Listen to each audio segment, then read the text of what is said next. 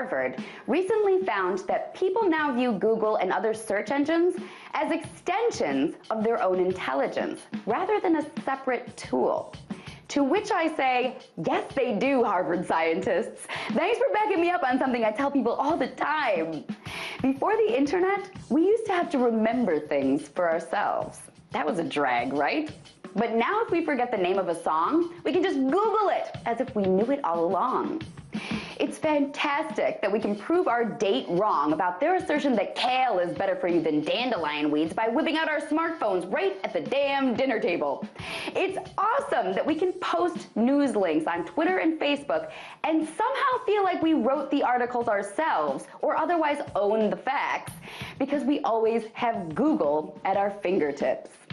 Now that we have the internet, we're not only relying on it to store our knowledge, we're also mistaking its store of knowledge for our own.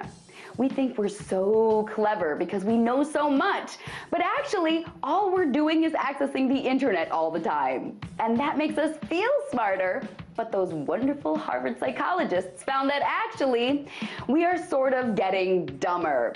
They found that people who believe their knowledge is saved online are actually much worse at remembering.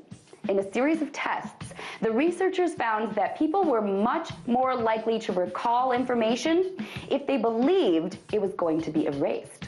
When they were led to believe that the information was going to be stored on a computer somewhere, the subjects were likely to forget the information, even when they were told to remember it.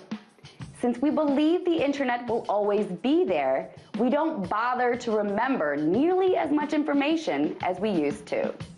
The researchers conclude the internet may undermine our natural impulse to inscribe important just learned facts into our biological memory banks.